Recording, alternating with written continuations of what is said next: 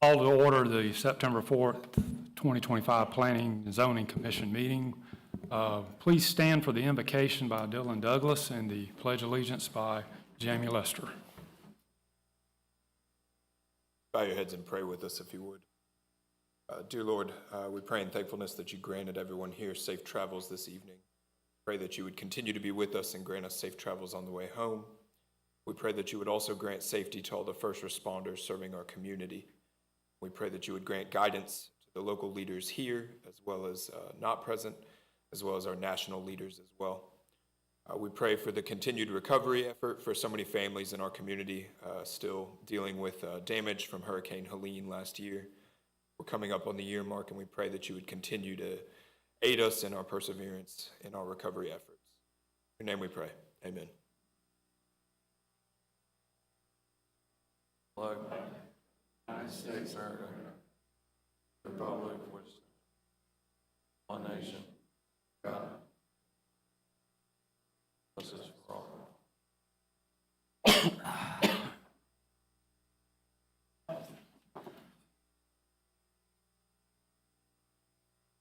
Okay, we're going to start with a roll call. We do have a quorum today. We have one absent. I'd like to get approval of minutes from the previous meeting, August 21st, 2025. Mr. Chairman, I make a motion to approve the minutes from the previous meeting, August 21st. Second. I have a motion and a second. All those in favor, raise your right hand. Motion carries.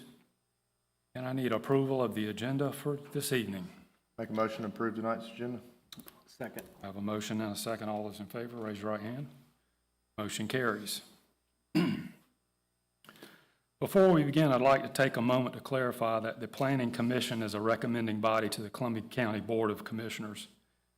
The decisions made on rezoning and variance requests tonight will be forwarded to the Commissioners on final action on September 16th. If you wish to address the Board of Commissioners at their meeting, please see Mr. Douglas to obtain a request to speak form.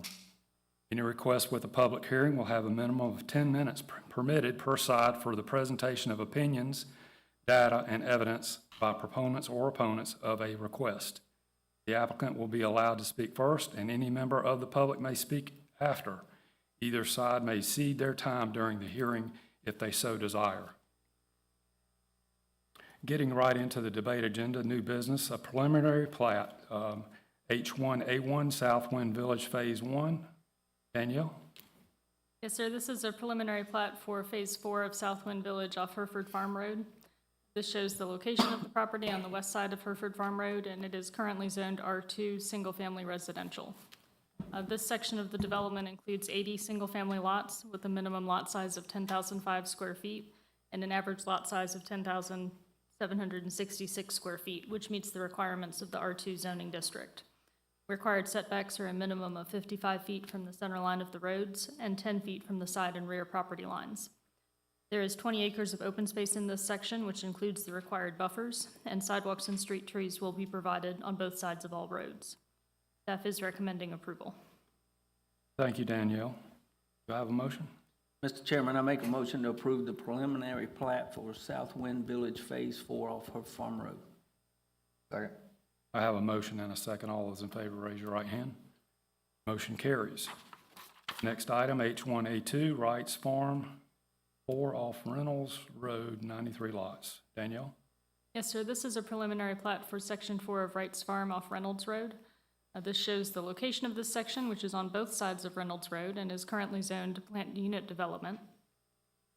This section includes 93 single-family lots with a minimum lot size of 9,437 square feet and an average lot size of 11,436 square feet. The required setbacks are a minimum of 25 feet from the back of curb and 10 feet from the side and rear property lines. There is 3.28 acres of open space in this section, including the required buffers, and sidewalks and street trees will be provided on both sides of all roads. There are some interdepartmental comments yet to be satisfied, but once those are satisfied, staff is recommending approval of the preliminary plat. Thank you, Danielle. Do I have a motion? Mr. Chairman, I make a motion to approve the preliminary plat for Wrights Farm, Section 4 off Reynolds Road.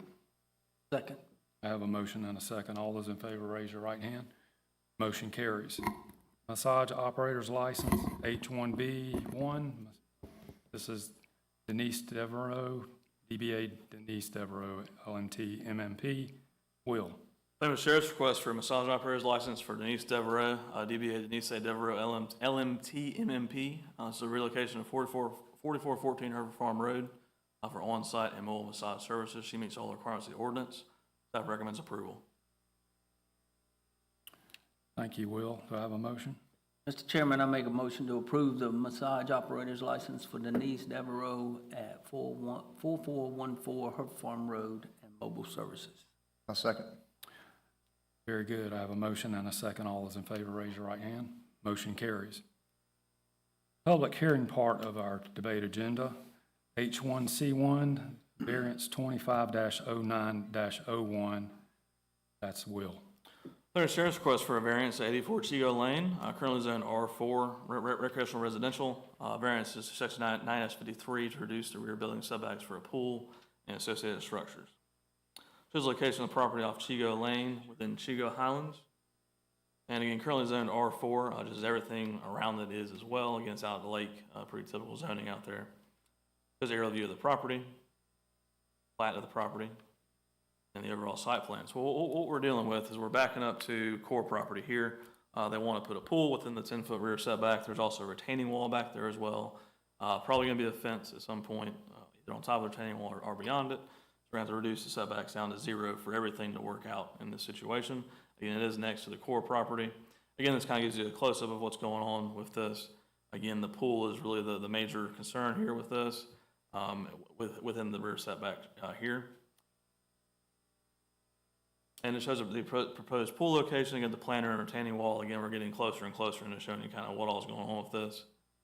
And with the health department plan, there's the septic system is on the other side of the house.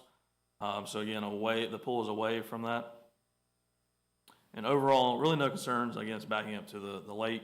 Really no impact on anybody out there except for the lake property itself. As is typical now with the core, we do have a condition requiring an as-built survey to ensure that they're not going over the core line. They get a little excited about that.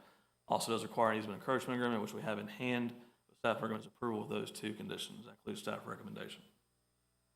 Thank you, Will. Will the owner, Christopher Walker, or applicant Gary Bennett with Southern Civil Solutions LLC would like to come forward and add anything to the presentation?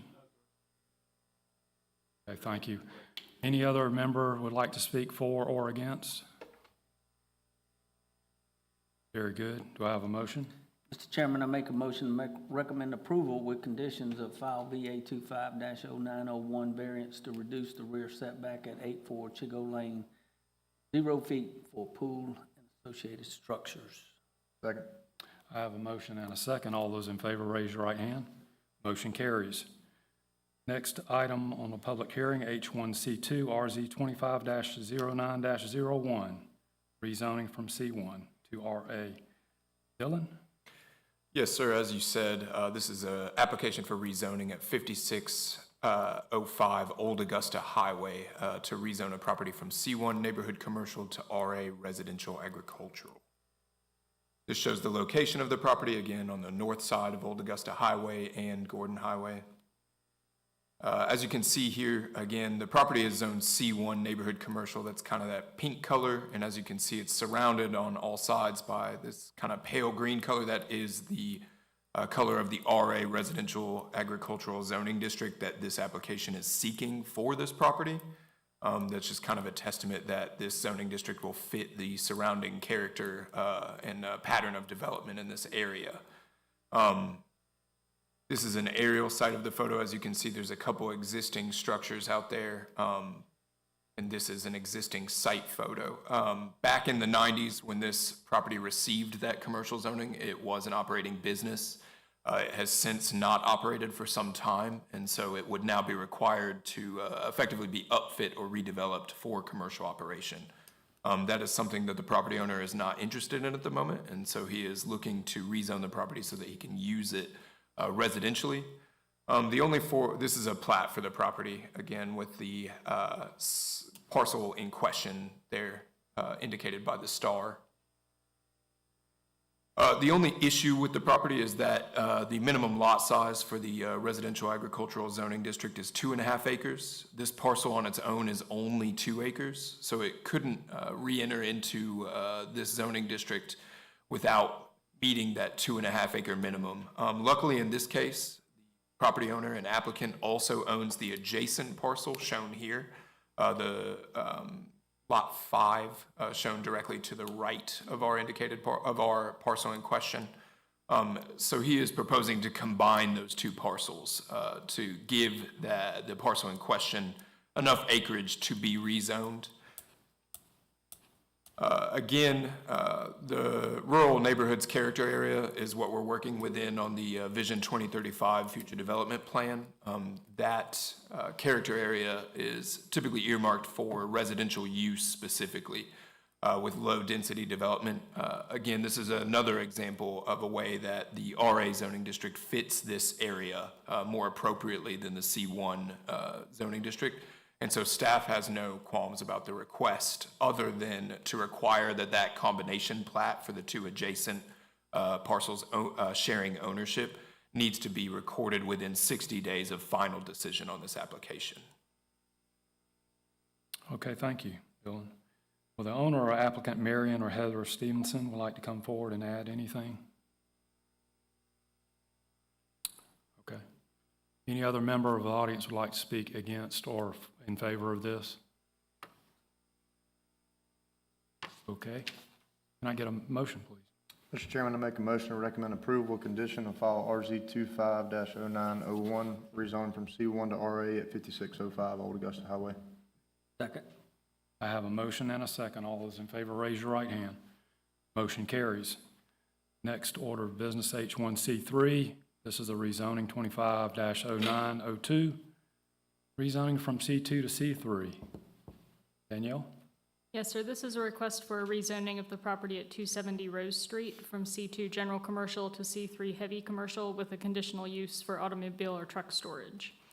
This shows the location of the property on the north side of Rose Street, behind the commercial on Bobby Jones Expressway. And this property is zoned C2, as is most of the surrounding property. This S1 just to the west is zoned for self-storage, although it's not developed yet.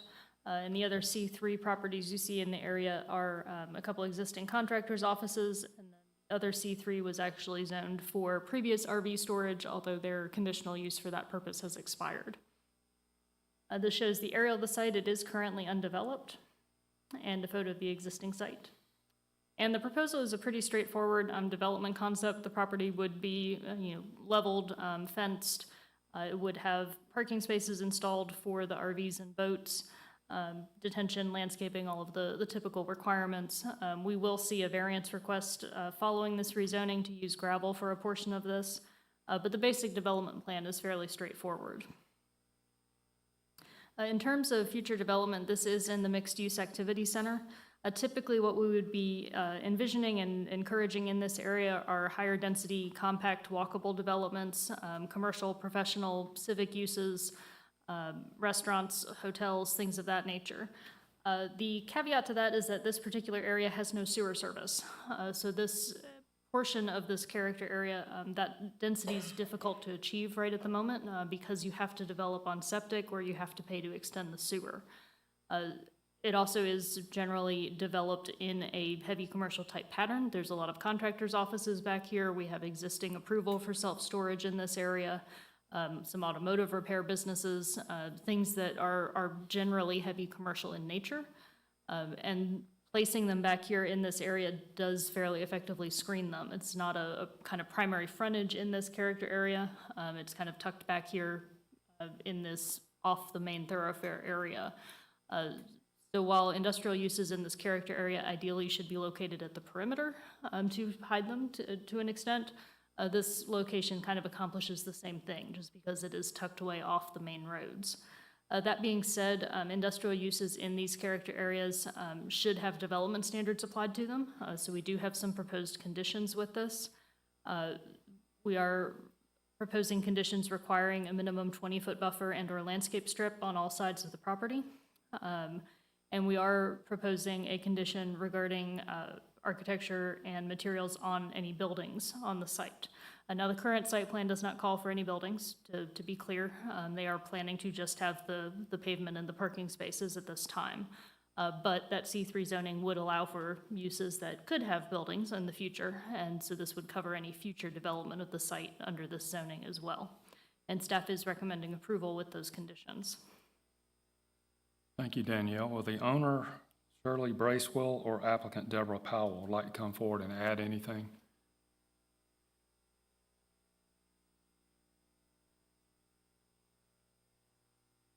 Okay, thank you so much. Any other member of the audience would like to speak against or in favor of this? I have a motion. Mr. Chairman, I make a motion to recommend approval with condition of file RZ 25-09-02, rezoning from C2 to C3 at 270 Rose Street. Second. I have a motion and a second. All those in favor, raise your right hand. Motion carries. And this is related H1C4 of the variance. Danielle? Yes, sir. This is a request for a variance to section 90-133, which is the parking section of the county code. And this is to allow gravel parking on the property at 270 Rose Street. This is the same property we just looked at for the rezoning on the north side of Rose Street, and it is currently zoned C2. And it is currently undeveloped. Again, the plan is to develop an RV and boat storage facility. The applicants are proposing to pave the drive aisles and leave the parking spaces themselves gravel. County code does require off-street parking to be paved with either asphalt or concrete, so the variance request is to permit gravel for the parking spaces. There's a bit of a history with gravel parking variances in the county. We've approved some, we've disapproved others, just depending on location. Most recently, there was gravel allowed for RV trailer storage off Grimaud Boulevard, but we've also turned it down, including in this area just down the street from this property, for a contractor's office that wanted to use gravel for their storage area, and that was denied in this location. As we saw with the previous rezoning application, this is in an activity center. The intent in this area is to encourage higher quality site design and development. So in this location, staff is not recommending the use of gravel. We are recommending that they be required to follow the ordinance, and we are recommending disapproval of the variance. Okay, thank you, Danielle. Again, the owner, Shirley Bracewell, or the applicant, Deborah Powell, would like to come forward and speak.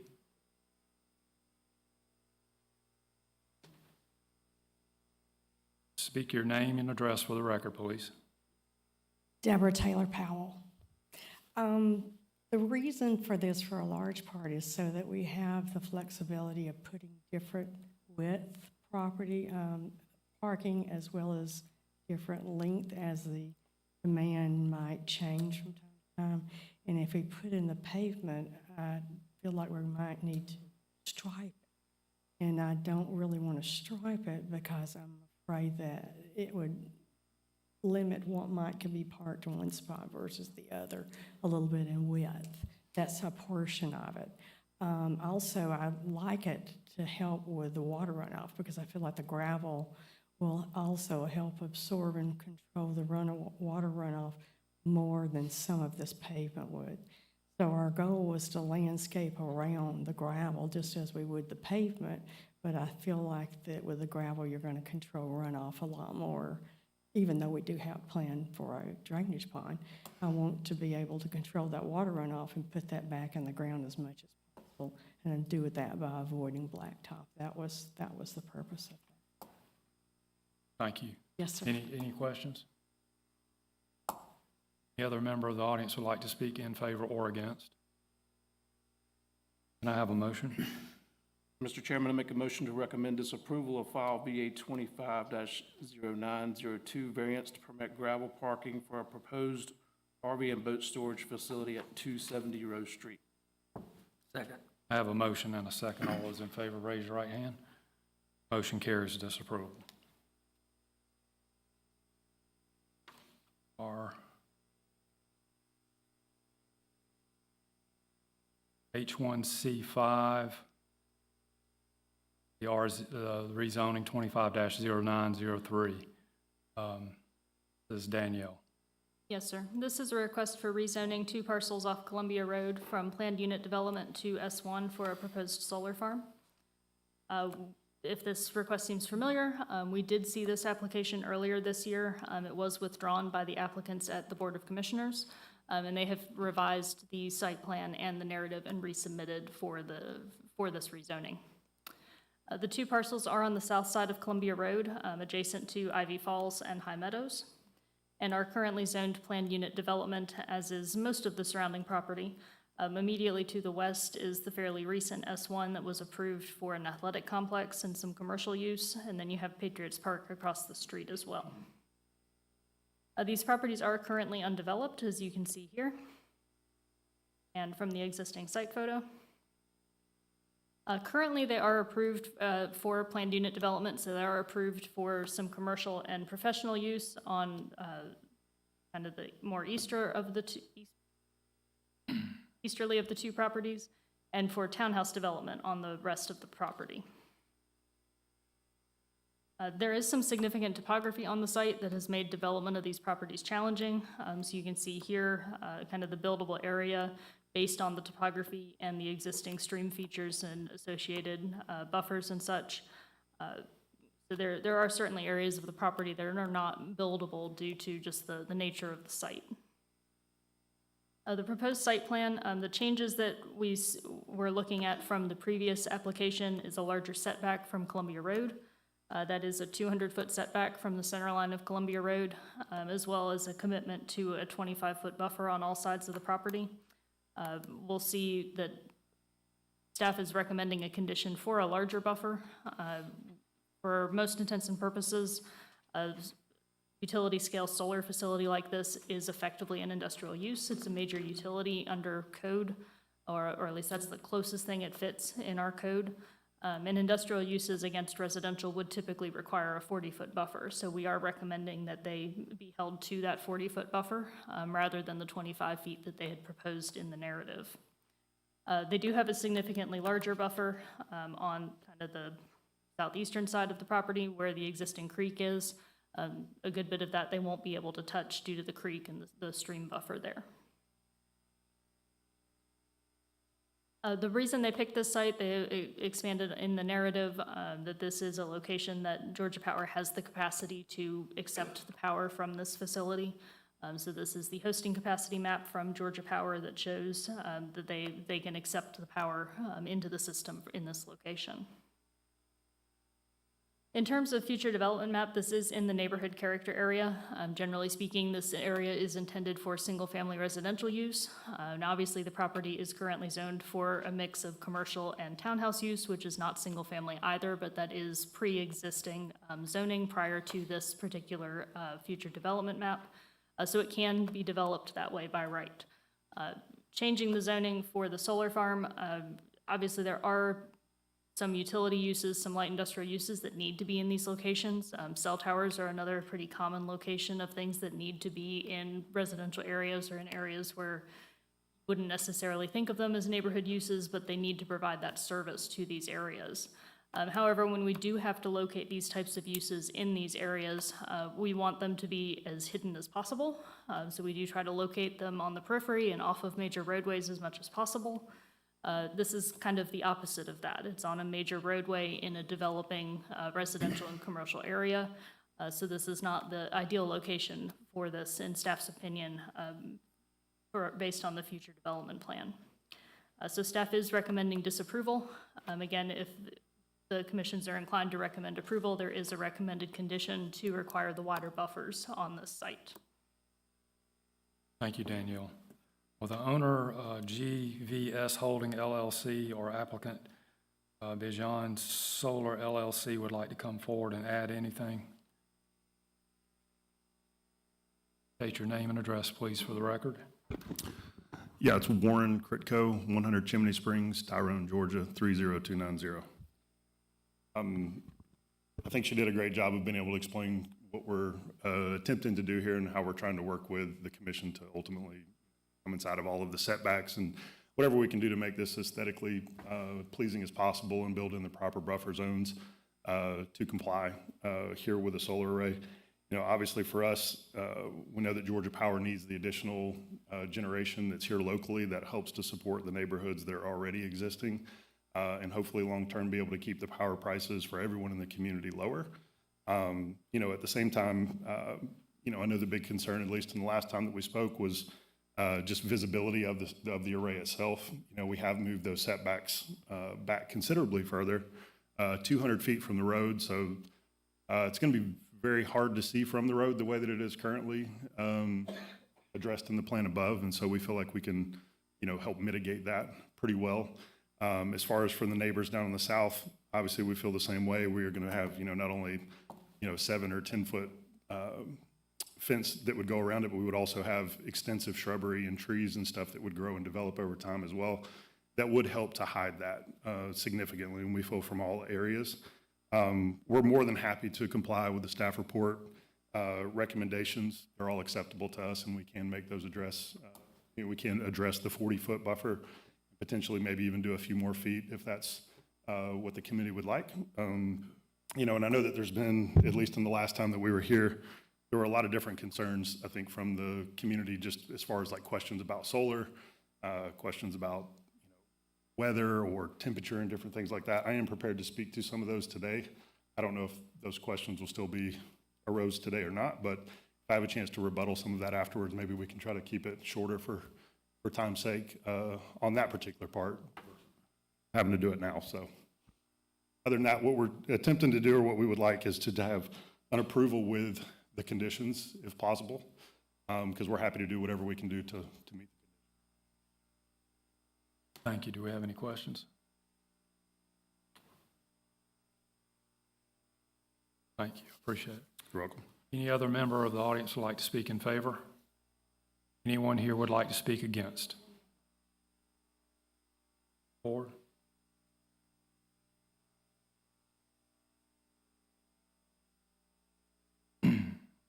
Just state your name and address for the record, please.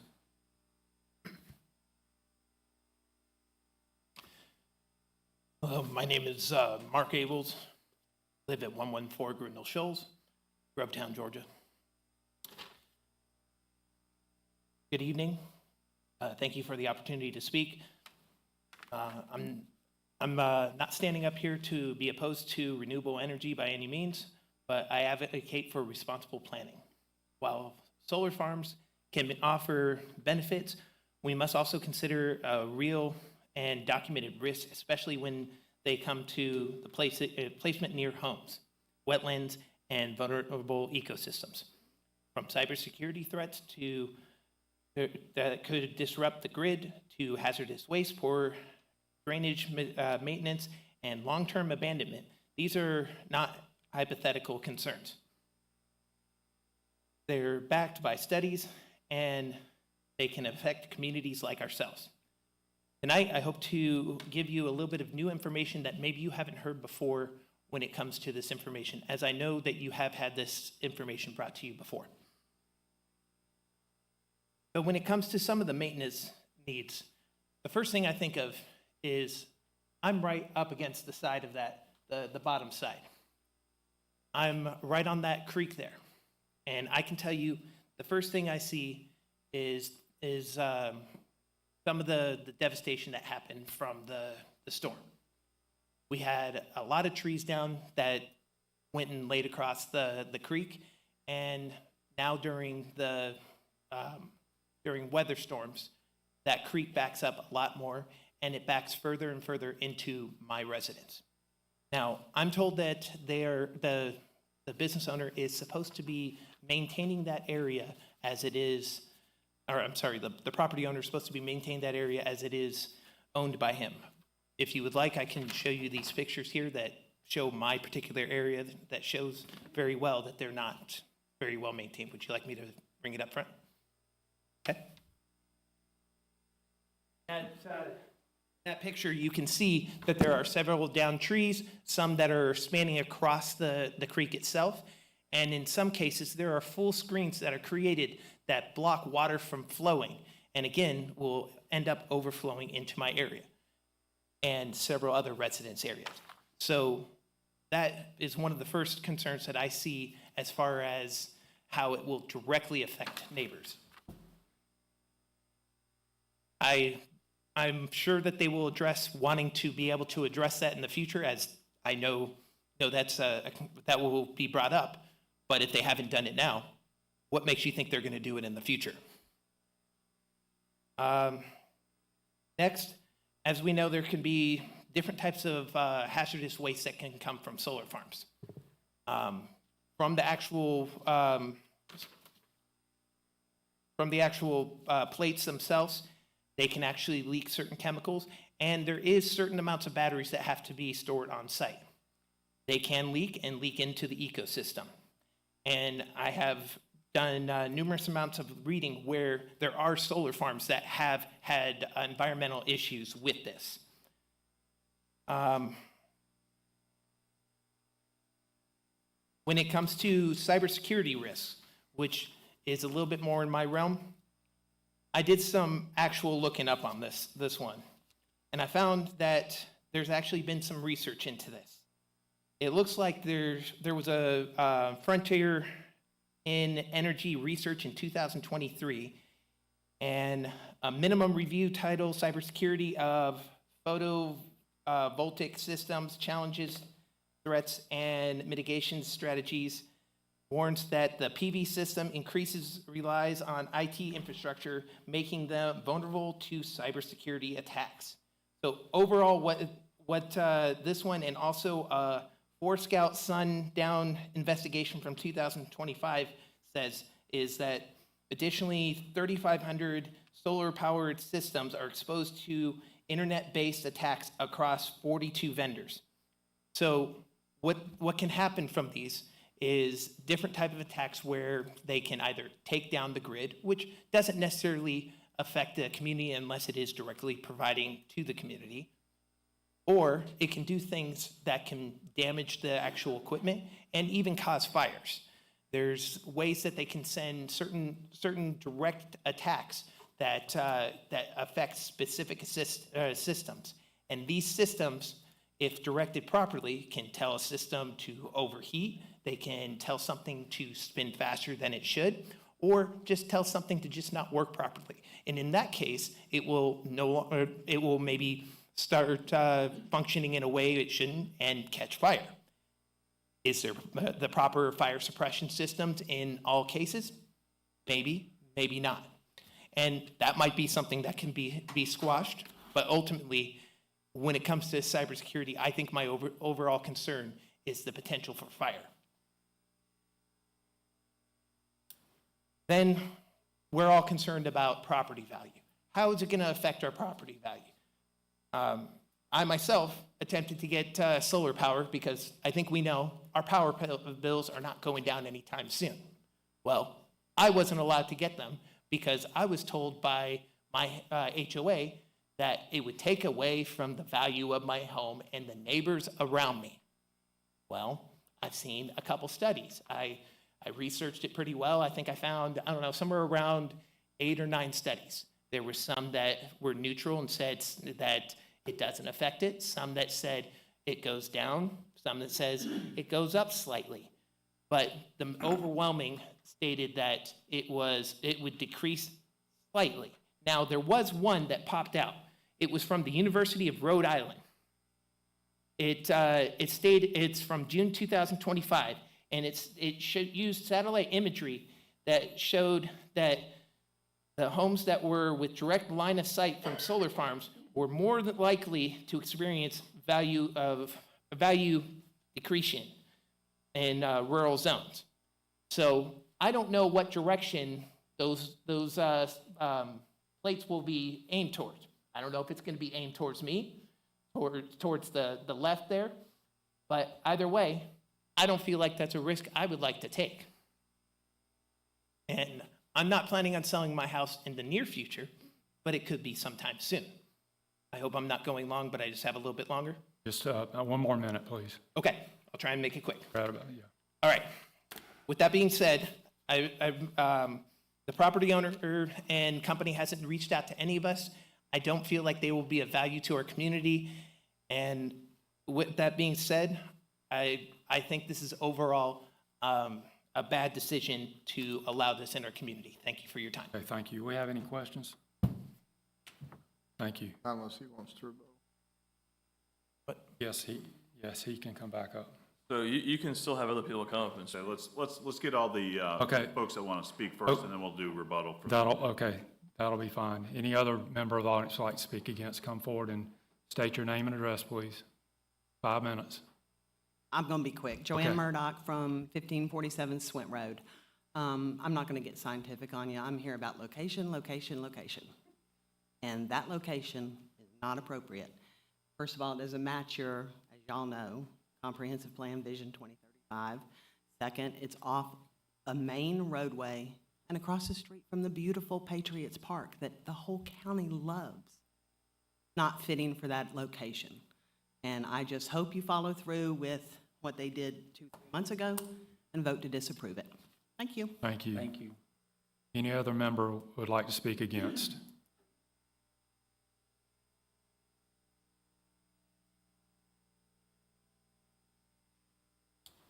State your name and address for the record, please. Brenda Heidman, 104 Hot Springs Court. I'm here to ask that you don't rezone that land across from Patriots Park for a solar panel farm for the following reasons. In July 2023, a solar panel farm in Nebraska was damaged by a hailstorm, causing the release of toxic chemicals into the soil. In March 2024, a solar panel facility in Houston, Texas, was damaged by a hailstorm. I have this information from the Institute for Energy Research describing the effects of damage from the hailstorms. Toxic chemicals, lead, cadmium, and more escape and enter the environment during damage, destruction, or disposal of solar panels. Toxic chemicals contained in the solar panels are expensive to clean up. Columbia County experiences hailstorms, tornadoes, and hurricanes. The risk for solar panel damage is great. A nearby creek near the site will spread the toxic chemicals into surrounding areas. If this happens, toxic chemicals will render the land useless for living, building, planting, etc. Property values will drop. The proximity to Patriots Park will endanger that beautiful park. Solar panel farms last only 25 years. Then panels have to be replaced and recycled. The Nebraska solar panel farm lasted 4 years. The Texas solar panel farm lasted 2 years. Recycling facilities are scarce and expensive. Solar panels are expensive to recycle. Panels have to be handled carefully so they don't break. By 2021 estimates, the cost is $20 to $30 per panel to recycle. We have to think about future consequences for ourselves, children, and grandchildren. We can learn from other states and counties. Ultimately, it's Columbia County residents who will end up suffering the risks and consequences. Thank you. Thank you. Any other member of the audience would like to speak against? Come forward. Oh. Ma'am?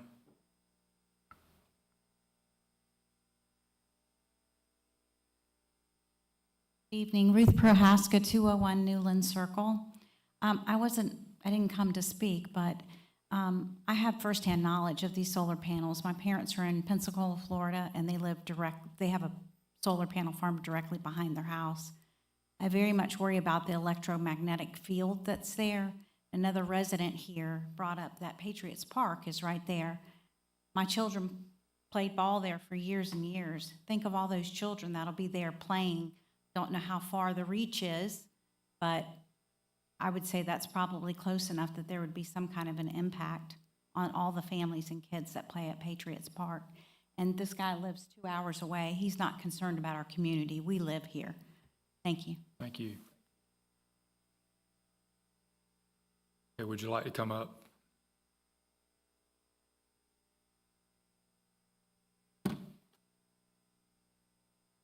I think you answered in the previous time, you brought this forward about the technology part of the panels and them infiltrating our system. Correct. So you Yeah. answered that, so. Yeah, no problem. So, I mean, just to touch on it again, a lot of that is Chinese manufactured inverters, and we're not using those Chinese manufactured inverters on this particular project. That is a concern we're more than aware of. Like I said, the owner of our company is ex-military and is fully aware of those things and pays attention to those things, and it means a lot to him. So we've made sure that none of those components are going to be in our system, first of all. And then hazardous materials, that was one of the first things that was brought up. And hazardous materials in solar panels is definitely something that is true. But that really all depends on where you source your solar panels from, what you paid for those solar panels, and ultimately what is in them, because not all solar panels are the same. I'd definitely like to address that misconception. Our solar panels are going to be made here in the state of Georgia by Hanwha Q-Cells, who has a manufacturing plant that's up in the Adairsville, Georgia area. So these would all be coming from a Georgia manufactured solar panel provider. And as far as the hazardous weights and materials, a lot of our stuff has changed. The technology has changed. It's all silicon cell based. It's 77% glass. It's encased very well. You can pretty much take like a 100-mile-an-hour fastball to the front of a panel and still not destroy it. It would simply just crack. Most of the time, whenever there is hazardous stuff, we're talking about older technology. We're definitely not talking about the stuff that has been rated and environmentally protected, like the panels that we're using here from Hanwha Q-Cells here in Georgia. Value decreasing from a solar field being nearby. We've looked at different reports as well, and we don't see anything that's concrete or conclusive that says 100% if there is solar farm anywhere in the general vicinity of your home, that the price is going to be affected. Now, we're going to do everything within our ability to make sure it's as aesthetically pleasing as possible so that they can't see it. If you can't see it, the impact on that home is going to be very minimal. We're also using like non-glare panels as well, so it's not like you're going to be sitting with a mirror in the back of your house and you're worried about, light or something ricocheting. Everything is all non-reflective materials that are being used, and it's a matte type of panel specifically for that reason, just to make sure that you don't have any glare from there. Currently, one of the things we wanted to say is that, I know that the community would love for it to be used as it's currently planned, and we totally get that. It's just unfortunate that that particular piece of land will never be used for any of the stuff that it was potentially, originally planned for, just because of the topography, the creeks, the wetlands that are there. It's a super expensive project to be able to get in and try to develop, because the landowner has actually attempted to do that several times. That was his original thing, was to do a multifamily or a commercial dwelling there. And unfortunately, every developer came back to him and said, hey, look, it's just not cost effective to be able to do any of that there, which just leaves him with the property in some other way of trying to figure out how he could utilize it. Let's see. But currently, to that point as well, is that what we're seeing now is we came in as the developer. I mean, we ultimately want to make it look nicer. We'd like to address the concern that the gentleman had here earlier as well about trying to dress up the creek if we can to try to get the trees and stuff out of there as well. We're more than happy to put that as part of one of our contingencies, in moving forward, that we would do that. And we're more than happy to address that to make this look and be positive for the community. But currently, right now in its current state, we're seeing that a lot of people are using it as a trash dump. And if we're worried about, contaminants and things like that being into the property right now, people are driving down one of the access roads on the backside of the property, and they're dumping hot water heaters, refrigerators, all kinds of different junk. And that's stuff that you would have seen in one of our environmental reports that we provided, was the use of people are doing that. We want to get in there, clean that up, get all of that out, and obviously at our expense. But, being left as it is right now, although we would love for it to just be a green pasture, it's actually being used more for a dump by local people. I'm not sure who those people are, but that's currently what's happening. Now, as far as the toxic chemicals and stuff inside of panels, like I said, hopefully I've addressed that. Hanwha Q cells, they have all of the environmental ratings and stuff on their panels. They're not using all of the toxic materials that have been in other solar panels, so please don't confuse the two of those. They've got tons of material and data inside the spec sheet to be able to address that. Outside of that, tornadoes, storms, they definitely happen. I mean, I know that there was a storm and tornadoes and stuff that happened just in the last year. The good thing about solar, though, is that solar, in very few cases, have ever been seen as a projectile. The panels themselves are over 50 pounds a piece, and they're all being, engineered for wind load ratings up to like 155 miles an hour plus. That's the reason why we drill, all of the intentional posts and stuff further down into the ground to handle the wind load, and how they're strapped accordingly is all done by engineers, obviously here with the state and with the county and their approvals. So, the likelihood of something bending or breaking is a lot higher than something flying off, which I know was a concern. Maybe not raised fully today, but was definitely in the last meeting. Let's see. Outside of that, as far as anything getting into the streams, we are working with the Army Corps of Engineers. We are working with the state with the stormwater and any of their recommendation guidances. If we needed to have a retention pond or anything to make it, to catch any water or anything that would be coming downstream, we're more than capable and happy and planning to do that under their recommendation. So, let's see. And outside of that, I know that one of the things that was brought up by one of the ladies that was here earlier, she said that solar panels only last 20, 25 years. Well, I mean, they've come a long way since then. They last significantly longer. The power purchase agreement that we're in with Georgia Power for this specific site is for 35 years plus 2 5-year potential extensions from there if, it's still creating enough power at that point and they wanted to explore it. So the panels will last the full length of that agreement. So, and at the end, we do have a decommissioning process where we would come in at the end of the agreement with the landowner now and remove all that back, and restoring the property to exactly how it is today. Obviously, maybe slightly better since we would have made some improvements. So, maybe at that time, it is that green space for the rest of eternity, here in the town, but we can utilize it for a little while and he can, be able to recoup some of the money from his investment in the land as well. So, Okay. that's all. Thank you. I appreciate it. Any questions? Well, and Mr. Chairman, I think, if you can address, were you planning on fixed panels? Are these articulating as the sun moves, they move? What's your thought on that? They go east to west. Okay. Yeah, so it's a tracker system just east to west. This way to working that way? Yes, sir. Okay, just wanted, the public would know. Okay, thanks, Scott. Any other member of the audience? This will be the last one I'll take. Just state your name and address, please, for the record. Blaine Carter, I live at 861 Deerwood Circle. I've been in landscaping for 38 years. I've done site prep. The topography of this land, no matter what they do, water's runoff is going in the creek. Doesn't matter who, with the Corps of Engineers or whatever, designs it. I've seen time and time again where buffers, embankments, swales, retention ponds, all of the water ends up in the ground and it goes into the aquifer. So that, no matter what they say, it will happen. With that, solar panels and everything are ugly. And this is across the street, basically, from Bartram Trail, the park, the fairgrounds. It's adjacent to Ivy Falls.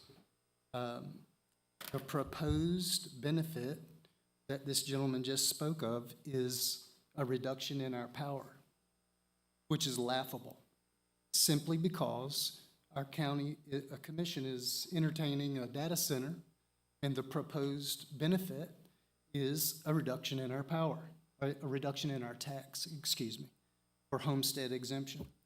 And I think that is laughable also, simply because we just paid for, as taxpayers, Plant Vogel's new reactors, and none of us have seen a reduction in our power bill.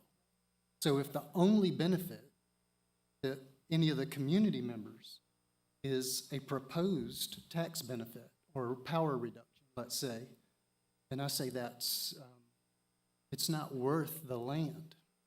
The land is a nice piece of property, and any developer would go in there and develop it and build houses on it, even if it cost a little bit more, if they wanted to.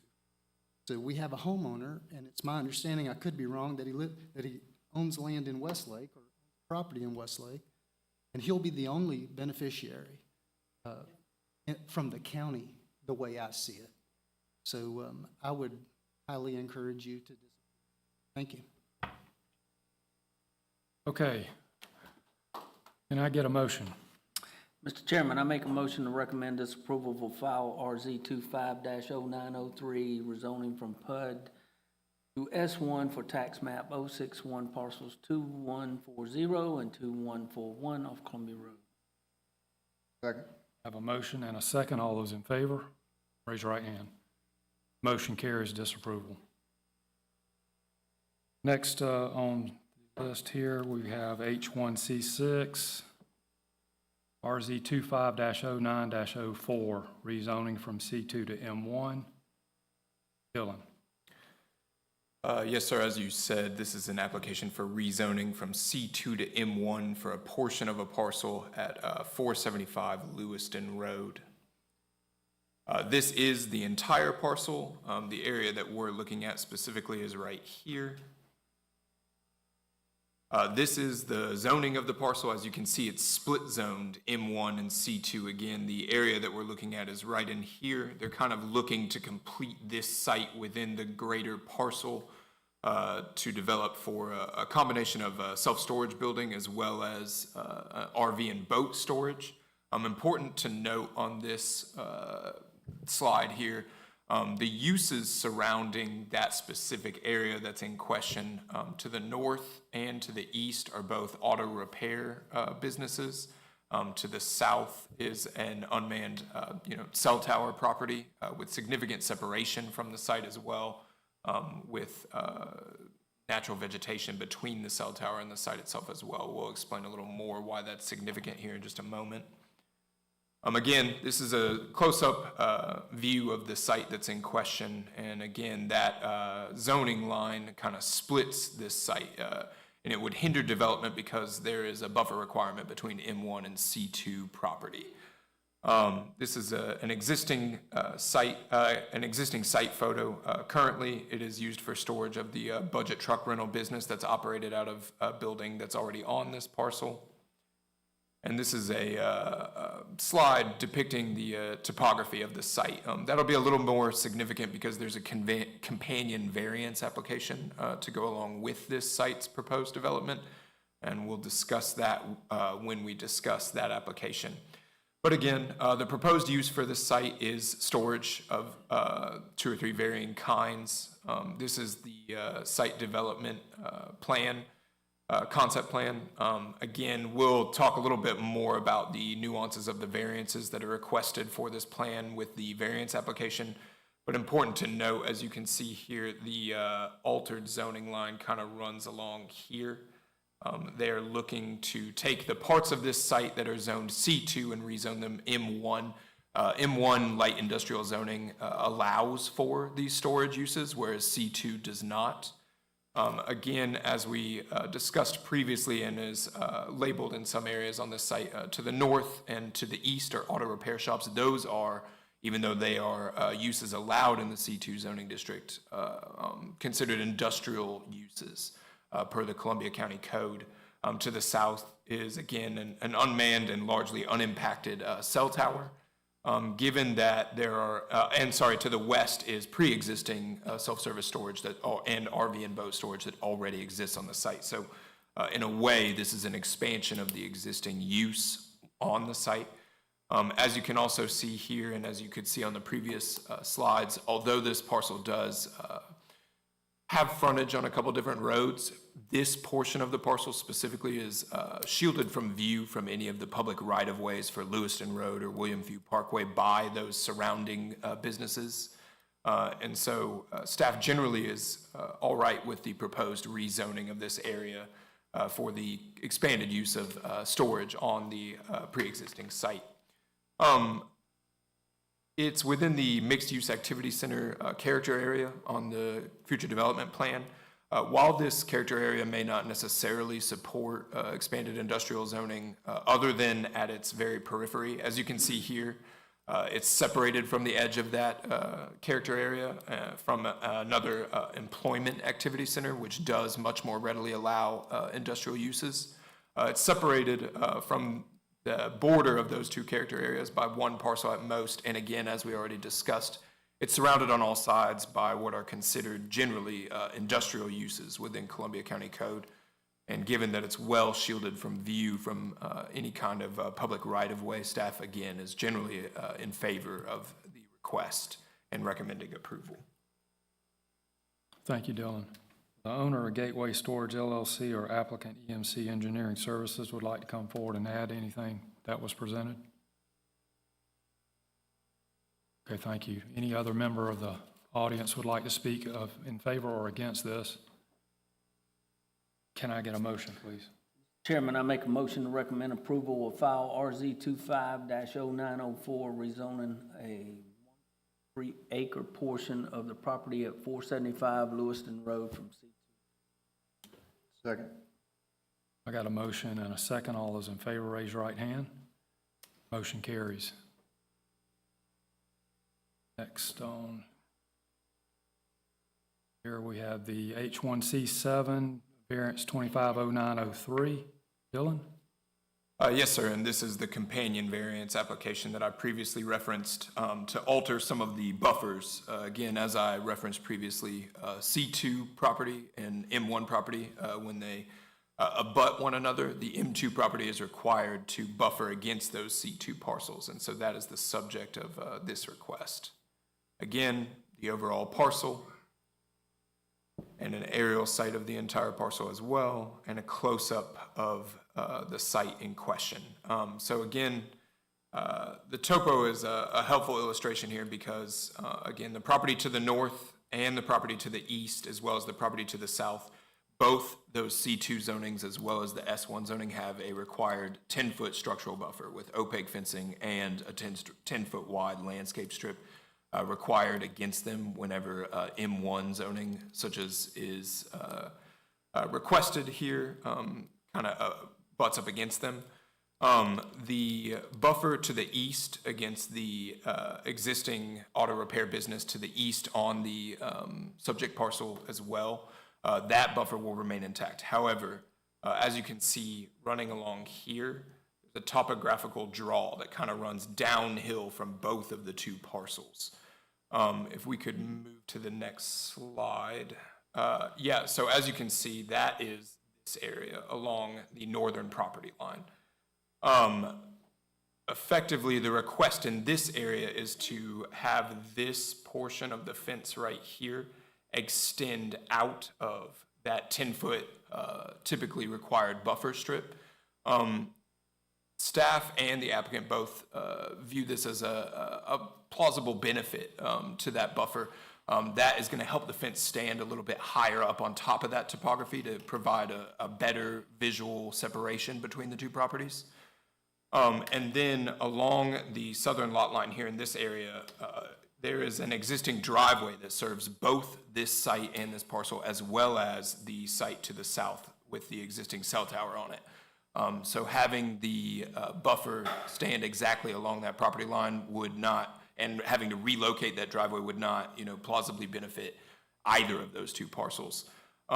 In lieu of that 10-foot landscape strip, the applicant is requesting that this fence right along here, the opaque fencing, serve as all of the required buffer. Again, as we referenced previously, that site is for an unmanned cell tower, so there will likely be negligible impact on that property if there is not a planted buffer and there's already significant existing vegetation on that parcel as well.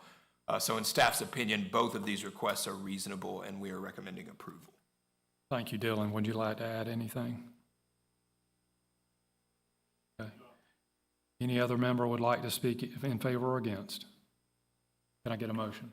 Mr. Chairman, I make a motion to recommend approval of file VA 25-0903 variance to alter and reduce buffer requirements at 475 Lewiston. Second. I got a motion and a second on the floor. All those in favor, raise your right hand. Motion carries. Next on the list, H1C8. This is Chamberlain Road. RZ 25-09-05.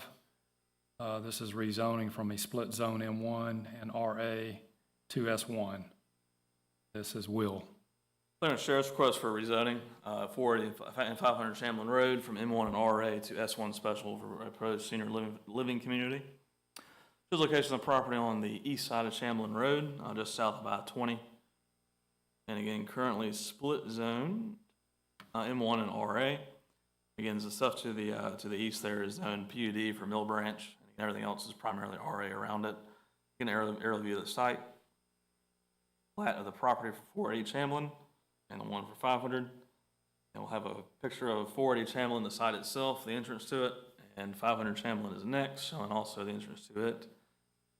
So what we're looking at this evening is a senior living community. Basically, you're going to have independent living, assisted living, and then memory care within one site. The main building here that you can see here, is about 90 here. Oh, it's not going to draw it well. Anyway, that building there is 9,000 square feet. Has about 115 units within it. Includes both includes both assisted living and also memory care. Then all the little boxes you see around it here are all cottages. There's about 80 of those in total. They are planning to phase this development, with the first part being basically taking it and doing everything on this side first and this side second. In terms of buffers, they're using 30-foot buffers around the entire site. In terms of other uses on the site, they'll have docks and a clubhouse and a dog park and things like that. And those are mentioned in the narrative itself. In terms of the buildings themselves, it shows the main building here, again, an example of it. They've already built a few of these across the state. It shows the quadplexes that they'll have. Again, that's part of the cottages. You have a quadplex and also a duplex that we'll see next as well. The one concern that staff has is against the southern buffer here against Mill Branch. That is a 30-foot buffer there. We would like to see an increase in the height of the fence to an 8-foot high fence to provide a better buffer on that side. Again, these are structural buffers, so you will have a fence and plantings for all of these buffers, but again, an increase within that. In terms of senior living communities, they're kind of an interesting use. They're not really mentioned in our comp plan. They're not one that says, here's where they're going to go exactly. So what you normally have is they're normally near stuff, commercial things, perhaps medical, that kind of stuff. You have, like down the street, you have Brandywald. Again, they back up to, I believe it's now Piedmont, a medical facility. You have others that are close by here. So again, they're in areas that there's some commercial nearby and that sort of thing. This one, commercial's nearby. Right now, it's not extremely well accessible. There will be a Mill Branch Branch Springs Parkway will be constructed connecting Chamberlain Road to Horizon South in the very near future. So it will be very easy to get there from that standpoint. Take a left out of here. Right now, you take a right and go across I-20. The bigger aspect of this, though, is that it is close to the hospital. It will be the closest senior development to the hospital, about 2.5 miles away. The other thing, too, is that generally speaking, you want people to be able to stay within an area. This is a pretty well-developed part of Columbia County. So having a senior community here does allow people from, let's say, next door Mill Branch or over across the street to move into it, or from other parts of the community to move into this. Again, it is one that there are not many senior housing available in this county. Future development standpoint, it is within the neighborhoods area, but it is adjacent to both an activity center, a mixed-use one, and an employment activity center. Again, you would prefer these to be within a mixed-use or employment center type situation. Maybe not in the middle of it, maybe on the periphery. This situation, you do have a pretty well built out mixed-use center here. Code does allow us to kind of look at this and say, okay, is there a way to kind of say this is moving, basically glomming on this property into that? In this situation, makes some sense to do that. So again, from a future land use standpoint, it makes sense from our standpoint. If we look at again, staff recommends approval with that condition regarding the 8-foot high fence. That concludes staff recommendation. Thank you, Will. For the owner, Chamberlain Road investors, Denise Allman, George Allman, or applicant Will Creekmore would like to come forward and speak and add anything to the presentation.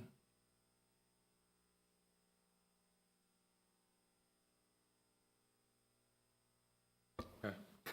State your name and address for the record, please.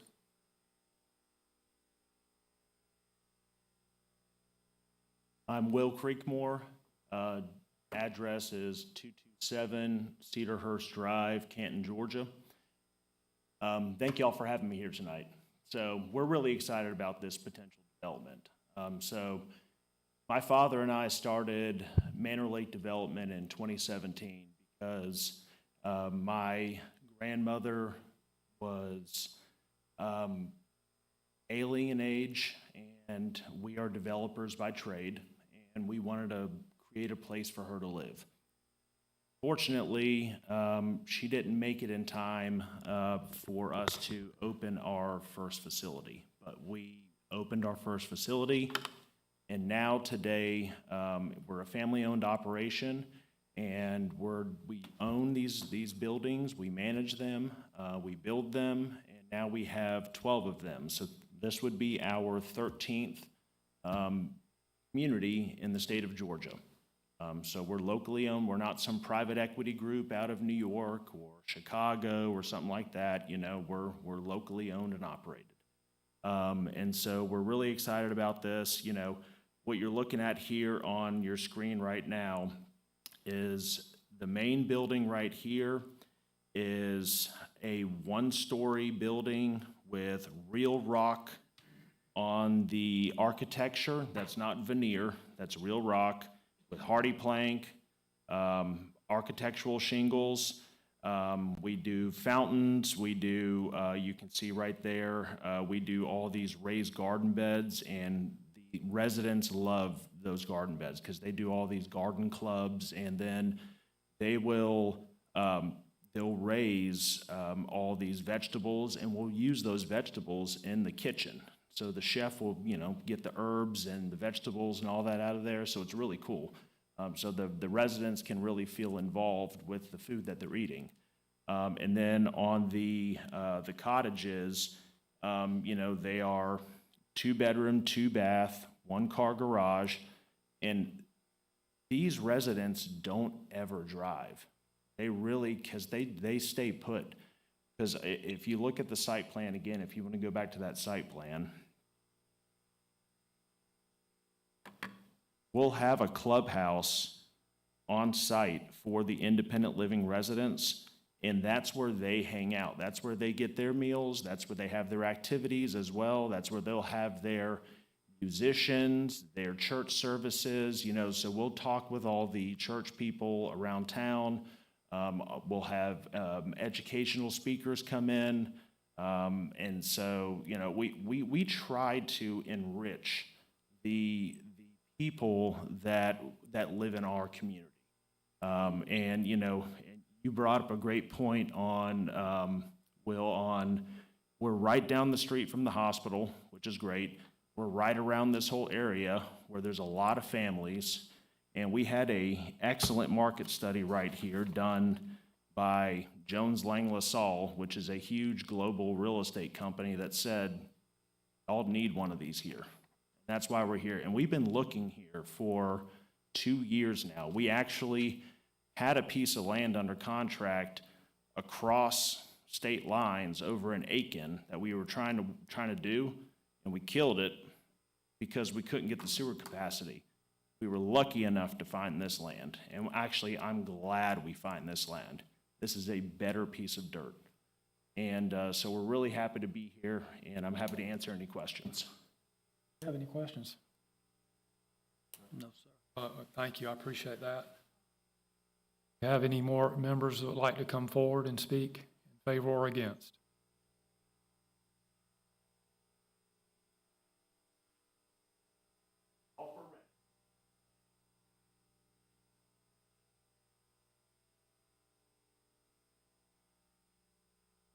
Thank you.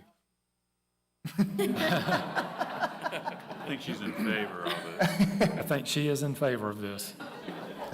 Any others that would like to come forward and speak in favor? If you need to add something additional that hadn't been mentioned, you're welcome to do that. Good evening, members. Ben Waterloo. I live at 4085 Ellington Drive in Canterbury Farms, just down the street from this proposed development. In fact, I moved up here about 9 years ago this time in the military, so I've been here for about 15 years total.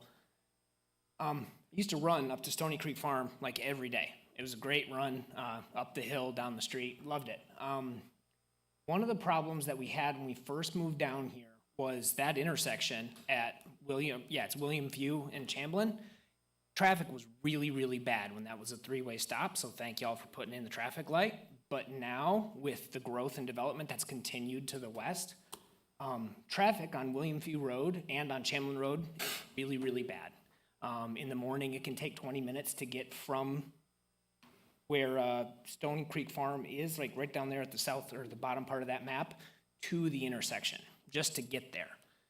In the evening, traffic line for turning onto Chamblin or proceeding through the intersection onto or past where the Uchee Creek Trail is can take 15 or 20 minutes to get from Kroger to that intersection. It's bad. And so my feeling is this is a great addition. I'm not arguing against seniors having a senior living center in Columbia County, and I'm not even arguing against it happening here at this site. I'm arguing against it happening right now. Until we get that second proposed road that you guys have coming from Stony Creek that's gonna butt right into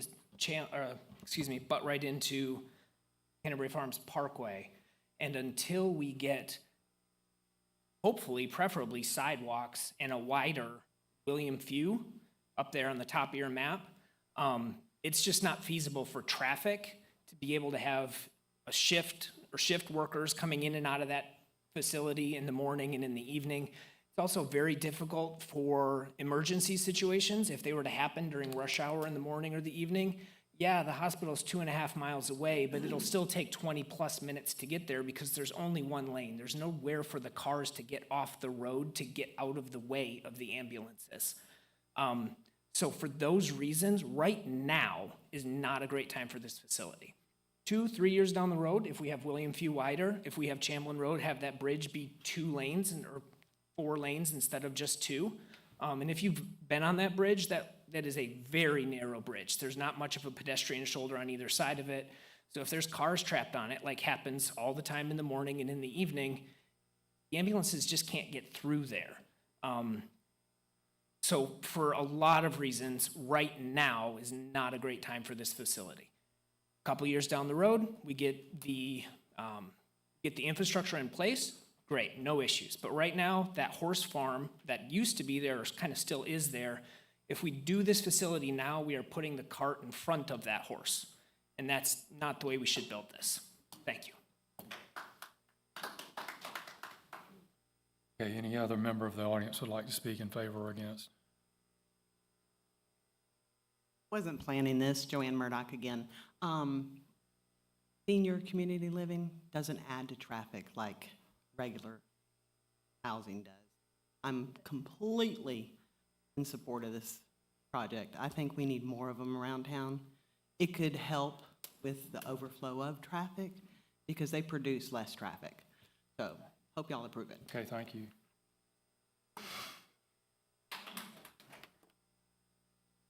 Okay. One Any more oth- thing. Okay, any other member? Yeah. Rebuttal.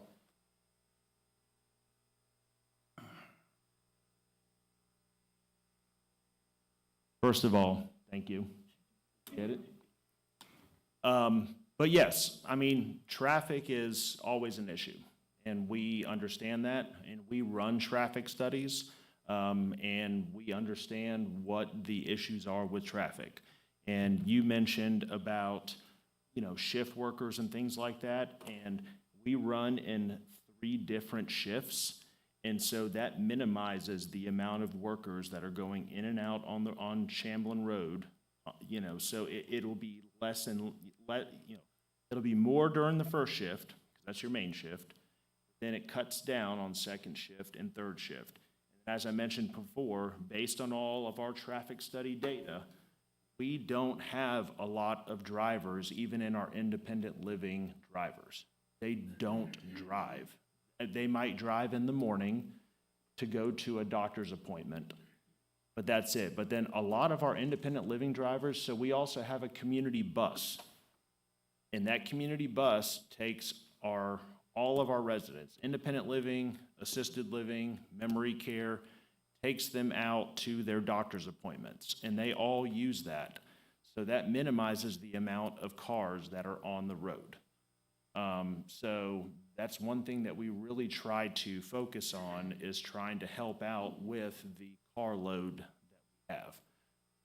But, you know, this is a very important need for this county based on, from what I've heard from locals, and from what I've from talking with other people. I mean, this is, I think it's a great use for this. And by the way, this is not going to be built tomorrow. This is going to take like 24 months to build. So when you're saying you're waiting for them to build this and, these improvements years from now, we're going to be built years from now. So it's going to be a while. So just to let you know. So. Thank you. Thank you. We have any questions? Yes, sir. So one thing on the improvement side, Branch Springs Parkway, we're supposed to be moving dirt on that first quarter of next year, 2026. So should be moving dirt soon, so that's 2 years probably till finishing. So again, just be aware of that. That'll connect Chamberlain Parkway to Horizon South, and then also north to Gateway Boulevard, sorry. Drew blank. Good. That'll Thank get you. that connection. So. Okay. Can I get a motion? Mr. Chairman, I make a motion to recommend approval with condition to file RZ 25-0905, rezoning properties at 480 and 500 Chamberlain Road from M1 and RA to S1 for senior living community. Second. I got a motion and a second. All those in favor, raise your right hand. Motion carries.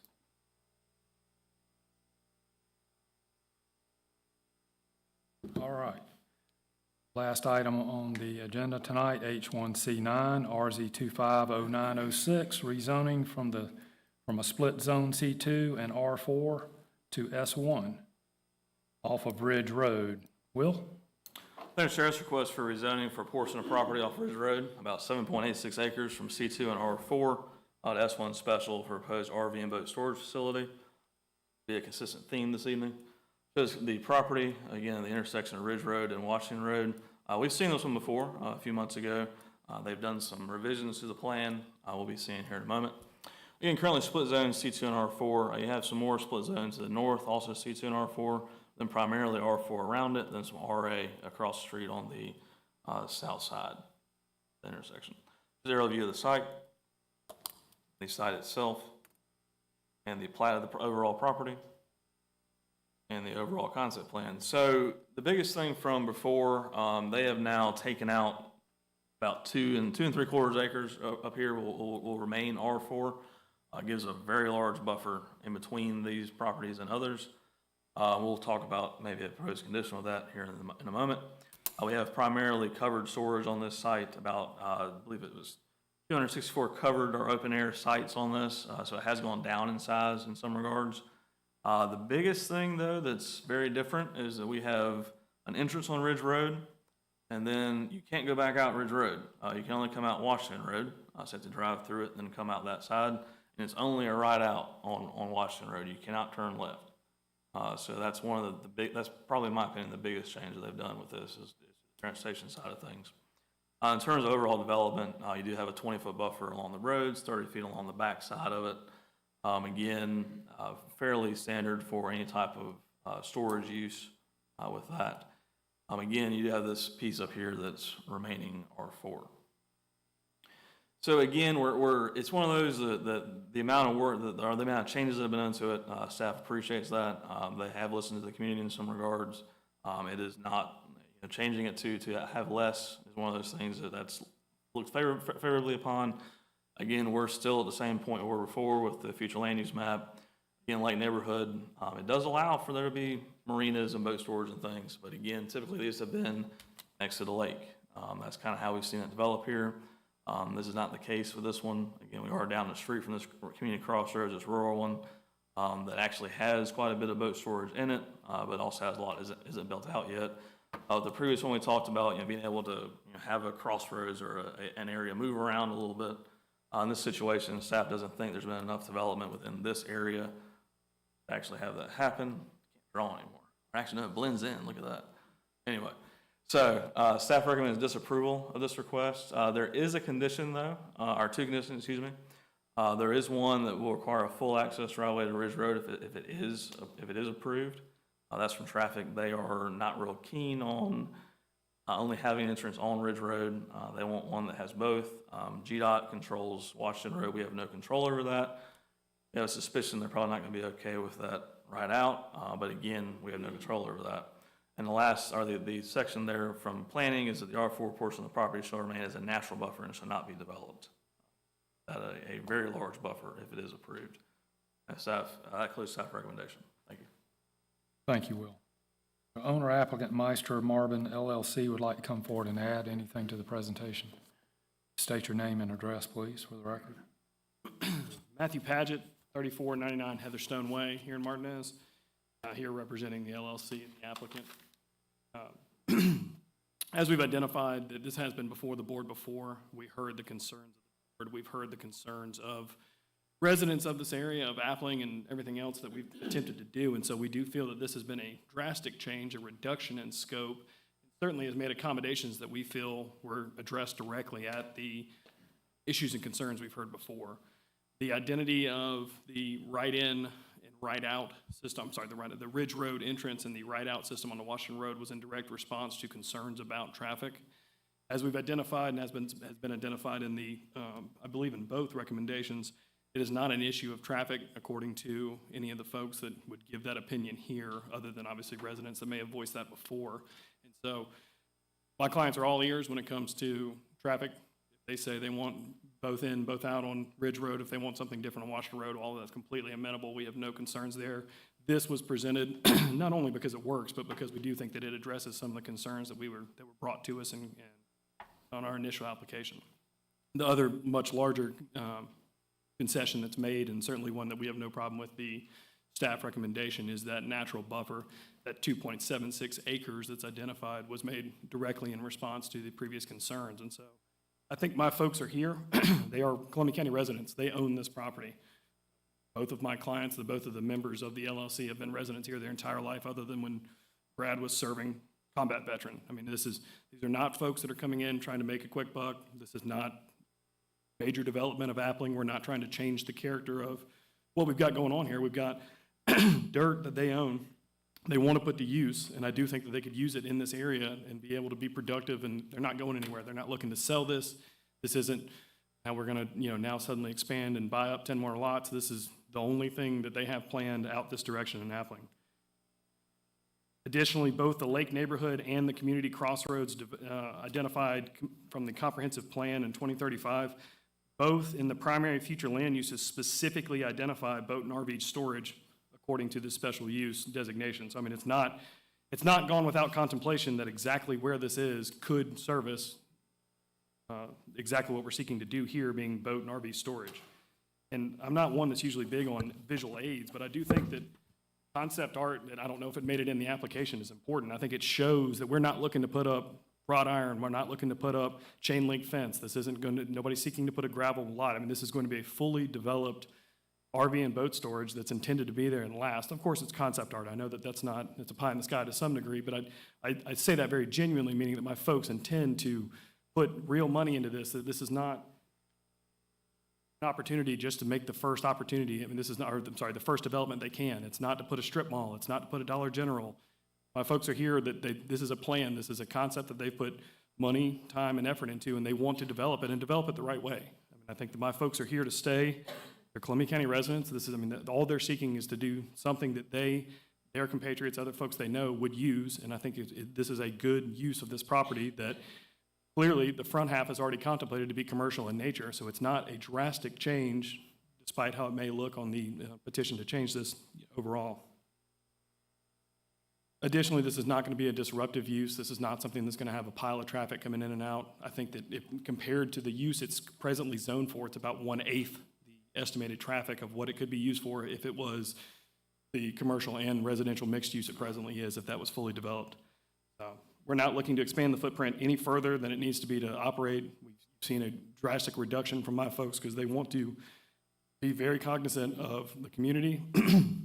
They've spoken to folks, they've gotten involved, they've certainly spoken to the neighbors.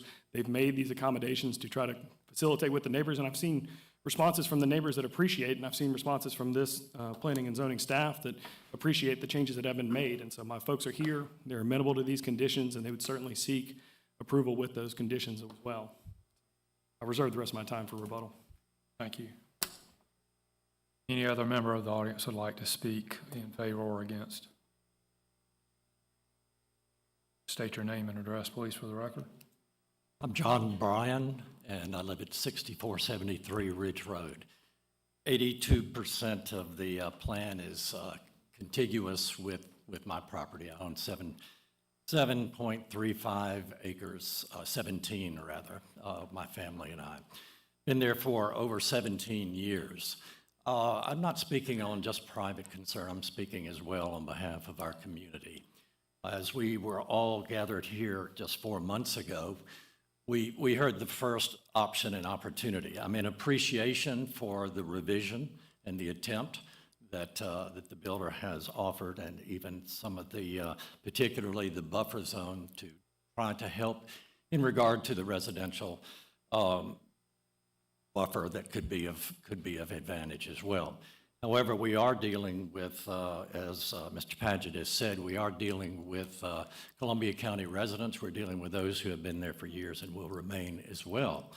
So that dirt is important to us as it would be for any developer as well. In appreciation for the men who have put together the plan, we too have an appreciation for where we live and how we come and go each day. There is just that one street where we can come and where we can go out and where we can come in as well. I appreciate the opportunity to talk about it's not just the traffic. Traffic is not the issue, safety is the issue. We dealt with this at the first attempt and dealt with it coming over the hill as traffic comes down from Washington Road, and the exit there would, yes, it's not turning left, but it's turning right, and they would need to make a U-turn to come back if they were headed back toward back toward the lake, in the opposite direction, back toward the city. So as before, I think our primary concern as the citizens who are here as well, and others may want to speak, as you may choose to allow that, is our primary concern is safety. There's also the side issue. There's been a change in the development of that will be covered by someone else. Sound is still there. I mean, it's not a matter of, as Mr. Padgett said, just a matter of, it's not just a gravel lot. That's true. It's a lot of gravel is what it is. It's crush and run. And so affecting, of course, those who are closer by, yes, but also the development of the sound, and continues to create that. So second attempt, grateful for the desire and attempt to bring it about to get a positive response, but we're still dealing, again, with the primary concern of safety and the fact that the community is mainly opposed. That's all. Thank you. We have any other member of the audience against this who'd like to come forward and speak? Just state your name and address for the record, please. Hi, my name is Julie Harrison. I live at 52 Chico Lane. Like Mr. Byron, I was here last time talking about the same thing, and we do appreciate the changes that were made. Ridge Road is a residential area, not just we have a weekend house here. We live here. We go to work. We drive down a two-lane road, a two-lane curvy road with a lot of trees on the side. And it's narrow. It's our only way in, and it's our only way out. So if you were to have an inn on Ridge Road, and there was a wreck, emergency vehicles couldn't get to us, we couldn't get out in an emergency. We would definitely be blocked on that in and out.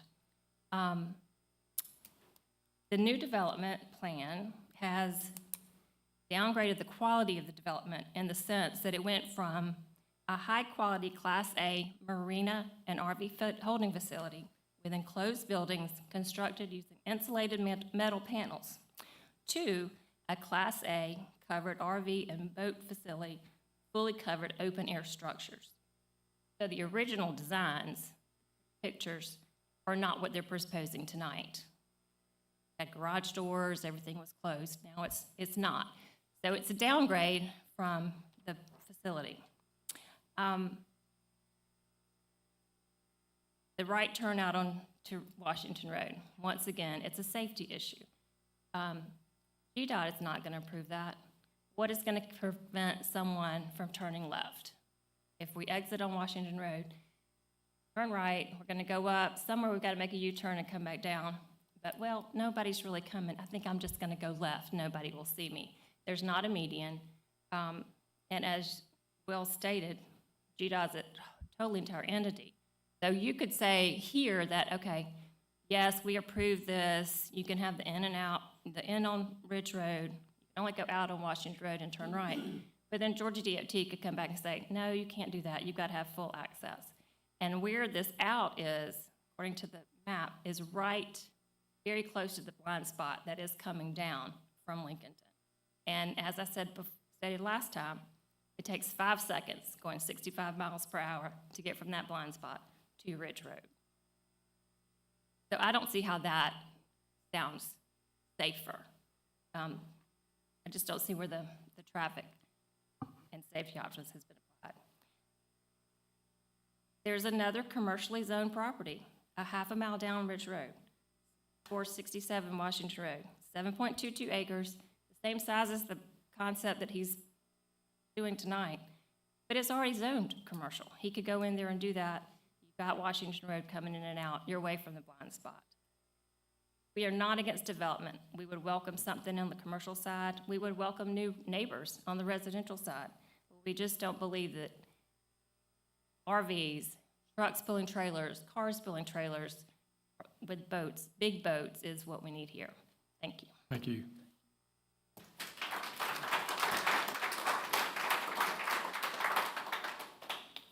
Any other member would like to come forward and speak?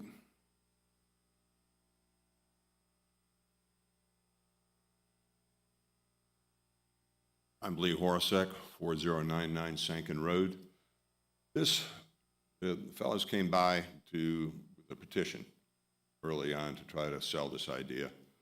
And I asked them, well, why would we want this?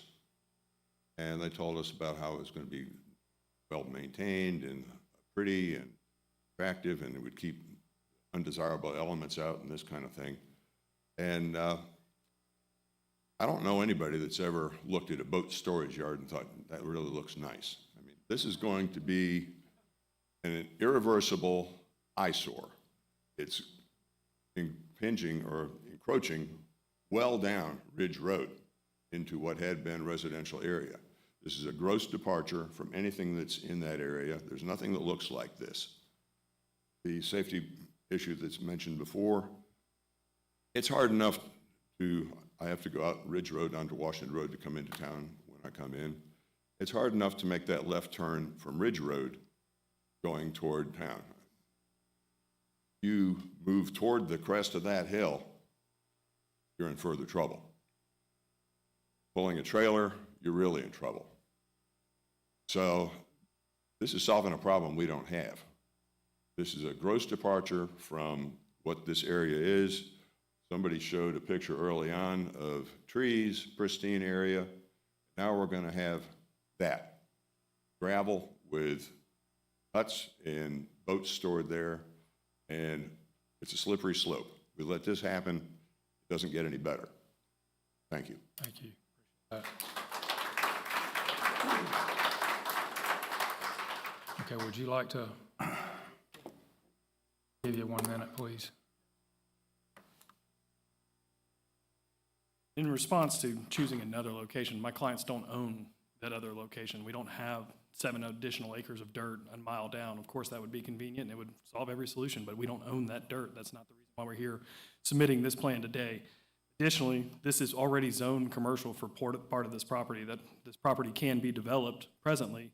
We are seeking to develop it in a way that we think would keep with what you would use this portion of Washington Road for, heading towards the lake and exactly this storage and what we're seeking here. Additionally, there's several concerns voiced of fear about pulling trailers and things of that nature. There's additional boat and RV storage all over this, and I believe on Ridge Road itself, if I'm not mistaken. So while it would be a new use in a new location where trailers may be leaving from, it is not dissimilar from how all of that area and most of Appling, if not most of Columbia County, is used every day. And so I understand the concerns, we acknowledge the concerns, and certainly have made adjustments we think lead to addressing that concern as best we can, but it is not a resolution, or it's not such a drastic change that it's going to materially affect where we are on this and how it would affect traffic, as evidenced by the lack of concern or anybody else that's raising the objection on the county side. Thank you. Thank you. Any questions? Yeah, thank you, I appreciate that. Okay, I think we're ready for a motion. Can I get a motion, please? Mr. Chairman, I make a motion to recommend disapproval of file RZ 250906, rezoning a 7.86 acre portion of tax map 024, parcel 057 off Ridge Road from C2 to R4 to S1 for RV and boat storage. Second. I got a motion on the floor and a second. All those in favor of disapproval, raise your right hand. Motion carries 3-1. Okay. I don't see Mr. County Attorney Driver here tonight. Any other staff or commissioner comments? Any other public comments or participation? I'd like to get a motion for adjournment. Mr. Chairman, I make a motion, we adjourn. Second. Motion second, all those in favor, raise your right hand. Motion carries, we're adjourned.